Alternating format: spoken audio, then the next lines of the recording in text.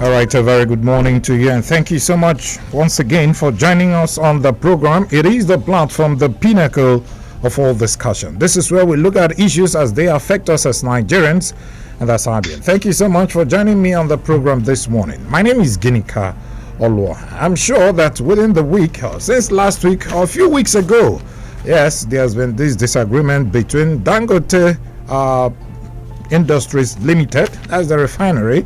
There have been this disagreement between Dangote Refinery and the federal government. And there's been a series of allegations coming from the federal government and another one coming from Dangote. Now, I recall that the management of Dangote Industries Limited has again accused the international oil companies of frustrating its refinery operations. I'm also aware that the federal government, through the Nigeria Midstream and Downstream Petroleum Regulatory Authority, is expecting fresh report to confirm the real sulfur content of the diesel produced by the Dangote refinery, as the company debunked claims of inferior fuel production. Well, we'll look at all that on the platform this morning.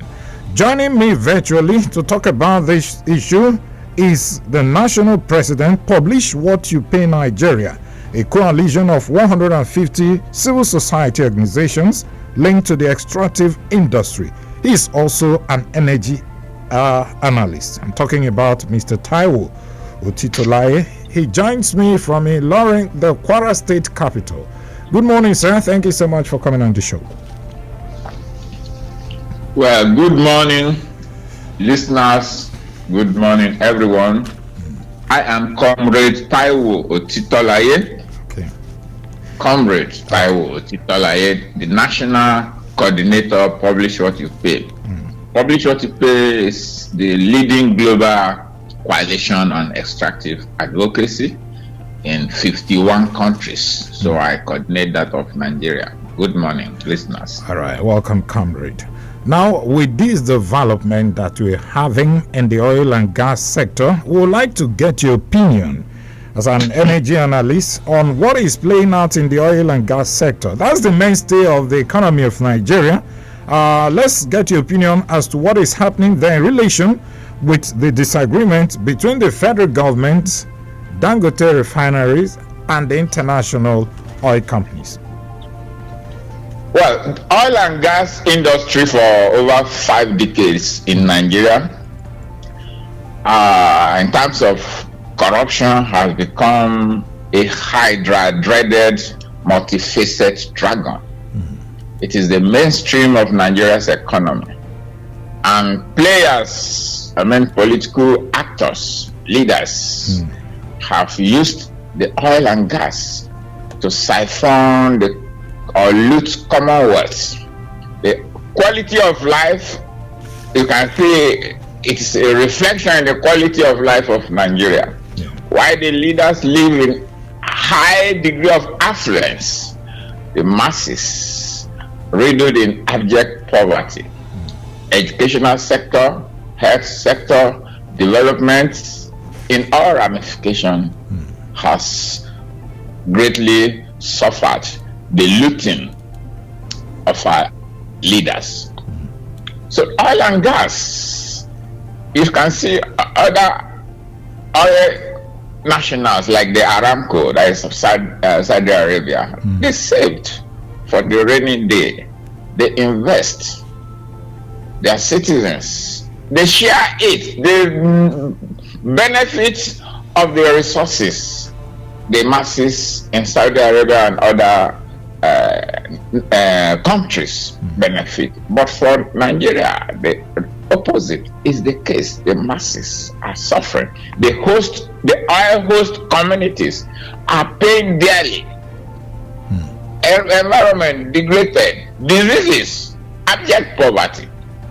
So what you see that is playing out now is a fallout of the intra-class squabble. Dangote is fronting for the oligarchies, fronting for the cartels, the ruling cartels. You know, Buhari, the other one, he commissioned it. I issued a press statement that the commissioner of Dangote Refinery was a political commissioner. but it is not ready for commissioning. And we can all see that, yes. So under the Buhari administration, who entered into agreement with Dangote, you see, they have left. So now another oligarch is in, that is Bala Ahmed Tinubu. You can see himself also is Rwanda has acquired 4 oil new wells after Tinubu assumed office. Between May 1993 and September, Rwanda acquired 4 oil wells from Egypt. So you can see that we are still in the racketeer of the oligarchy. So what is playing out is that Dangote is fronting for some people. The quarrel between Dangote and the international oil company. The international oil companies are in business to survive. Dangote is also in business to survive. You can also see the fallout of our so-called 20% stake in Dangote. Last week, the Dangote came out to say that it has reduced to 7 point something. 7.8%. I issued a statement which I will forward to you later. That was 2023. Asking the federal government to let us know our stake in that oil, the 20%. So the Nnpc has become a pipeline for siphoning the wealth, the oil and gas wealth. Mele Kyari, in a decent environment, should be sacked with immediate effect because it has outlived its usefulness.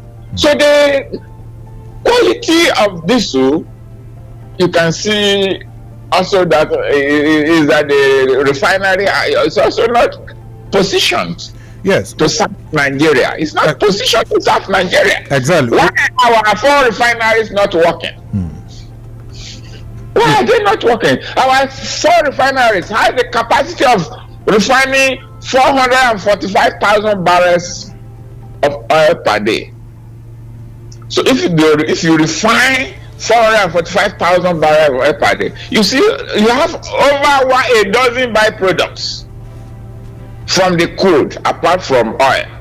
You have kerosene, you have gasoline, you have aviation oil, you have petrochemical oil, and so on, other byproducts. So why are our refineries not working? So Dangote said he's ready to sell it off to it. Yes, let him sell it, because we believe it's also our it cannot be continue to be a monopoly. In sugar is there, in cement is there. You can see his fight with Boa Cement when that one wanted to crash the price of cement. So must we continue to be perpetual slaves to Dangote and his collaborators? No, the country needs to get down to basics. Now that the oil is a fossil fuel, is in other climes is gradually being phased out. So if we have not been able to save and develop other sectors, there is what we call energy transition now. Transiting from fossil fuel to clean energy. So, but how can Nigeria transit when we do not save? Revenue has been looted. Okay, sir. So, comrade, when you were making your introductory speech, you actually alleged that Nnpc is being used to siphon the crude of Nigeria. Who is Nnpc siphoning this crude for? I also said there are cabals that are using the Nnpc. Can you imagine? Nnpc is said to have transformed from to a limited company. And is still managing our oil and gas as if it's a national company. You know, it's now made to make profit. So the same board of directors were still retained. that have compromised. No, Nnpc is used under any president, like even Tinubu, Buhari. They are the substantive minister for petroleum, because they know that's where the money is used, and you know that the Nnpc is a source to siphon money. You can see the corruption in the country. So Nnpc is serving the cabals, political leaders and their collaborators, because the money from there, they can retire, they can collaborate with the president and other people at the expense of the mass of the people of Nigeria. So the Nnpc is serving the political leaders, not serving the common masses of Nigeria. Okay, so if that's the case, could it be the reason it's a bit difficult for the refineries? 3 of them that we have presently is extremely difficult for them to be functional. I mean, they've given us different time or deadlines when these refineries will come on board. At each occasion they fail. Could it be because of what we are talking about, the corruption, some cabals holding down the refineries to make sure that it's not going to work in favor of Nigerians? Yes, 4 refineries. Four refineries. We have 4 refineries. That is the issue. Because if the refineries are working, they will not be talking about oil subsidy. Oil subsidy has become a scam. It's a scam. If you Google search now, you will see by last year, Nnpc, the same Nnpc said it has not paid 1 naira for oil subsidy since 2016. Just make your research. It has not paid oil subsidy since 2016. So who is fooling who? Why are the subsidies going, the money? And the Tinubu government, or when it came out to power, recklessly announced on May 29, as he was being sworn in, that to remove oil subsidy. Even when the Buhari administration made provision, let's assume there is oil subsidy, made provision for oil subsidy until July, or May, until June 2023, until June 2023. Then Tinubu came on May 29 and make pronouncement that he removed it. From there now you can see the Naira crashed. Naira is hovering between 1,500 and 1,600 to $1. So the cabals that are hiding under oil subsidy of importation, you know, if you import, if you refine locally, they won't be able to tell lies. And you can also see we don't know the quantity of oil we produce due to metering, lack of metering. So you see, when the refineries are working, you also see several byproducts from one crude. Companies that are flooded up will spring up. There will be job for people. The host community will also benefit. So when you refine one crude and you get about 12 byproducts, by the quality of our oil, America is able to get over 100 byproducts. But given our capacity to refine here, we are getting about a dozen byproducts. If you now spread the overhead over 12 byproducts, you see you produce as minimum and you also make money and divert it for the other areas of national development. So it is the corruption. Okay, so many Nigerians actually believe, comrade, that if Dangote can get the needed support it wants from the government and they start refining locally, getting crude from Nnpc and start refining here, that the issue of pump price of fuel would reduce, and this issue of people going outside the country to refine, then bring it back again to resell, you know, making it, increasing the pump price of fuel, that if Dangote gets the needed support from government, all these things will crash. What's your take on that? May I ask you, how much is the price of Dangote cement today? Why has Dangote not crashed the price of cement? So he now think he can hoodwink Nigerians to believe that if they get supplies from crude oil, the pump price will come down. Well, let's ask him, what is the price of his cement, Dangote cement? Why has he not crashed? It's another way to continue to enslave the people of Nigeria, to continue to siphon our natural resources. So it's a cock and bull story.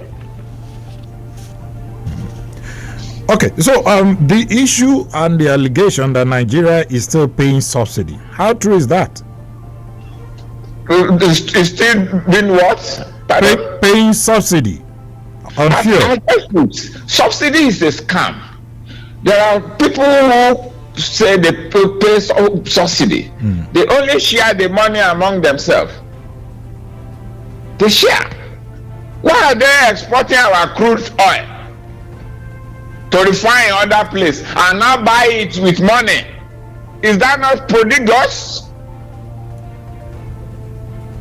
Yeah, not prodigious. It's just like a palm tree. A palm tree, you can get palm kernel, you can get broom, you can get basket, you can get several things. Within the palm tree, that is what the crude is. Why not refine locally and get several byproducts? Okay, so what about the allegation of, by Dangote, that the importation of dirty fuel, according to Dangote, I don't know if you've heard that. They said, the man said, go to filling stations. When you go to filling station, you will see so many fuel that they bring into this country. They are dirty, even the diesel as well. Does that justify why its own should be dirty? Does that justify its lack of ineptitude among our regulators? Under the Abacha regime, then we saw fuel that are smelling fuel.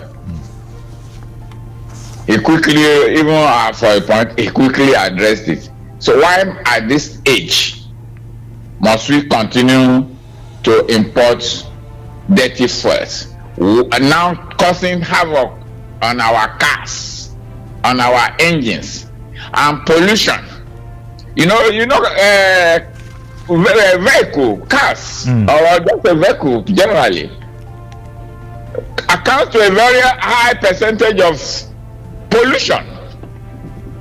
So when you now bring dirty fuel, dirty diesel, so the pollution increases. All right, comrade. I'm just wondering what would be the best way to solve this particular issue, because Nigerians are really the ones suffering the corruption you talked about, the battle for supremacy and all that within the oil and gas sector. At least somebody has to, come up with an idea on how to address it. Maybe the government or the major players. How do you think that this particular issue can be resolved so that Nigerians can as well benefit what God has given to them? Well, it has the resolution. It should be political, economic, and social.